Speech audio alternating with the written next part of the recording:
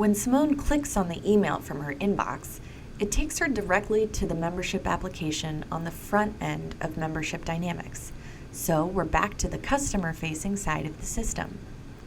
On Simone's application, she is presented with the only member types for which she is eligible to apply.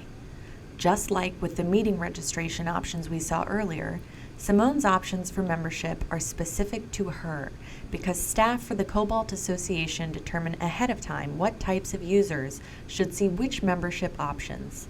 So, because Simone has an address in Canada, she sees the international member type and not the domestic. This makes for a streamlined user experience and fewer mistakes for your staff to correct. Now Simone submits some information based on the member type she chose. Just like we saw with the meeting registration, these questions were set up by the Cobalt Association staff within a few minutes. The information you collect here is what's important to you for reviewing applications and for overall reporting and analysis in the staff interface. This feature is offered throughout the solution.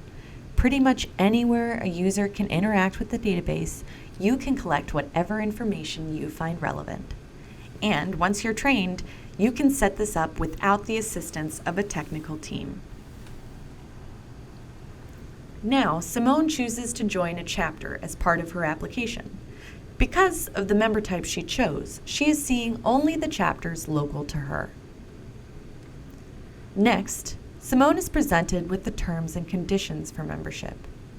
Just like with the member types and the questions on the application, this language is entered by staff on the back end without the assistance of a technical team, so it can be updated as needed.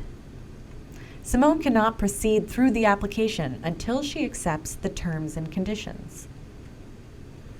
Simone sees a summary and can go back and make changes or continue.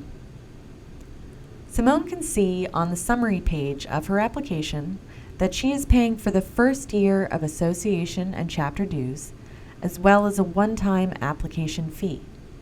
She enters the discount code the Cobalt Association provided her, and then sees the discount applied.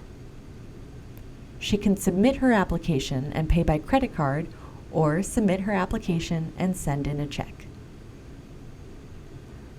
So now Simone fills out a check and sends it to the Cobalt Association for processing. She can see here that her application is pending because her check still needs to be processed.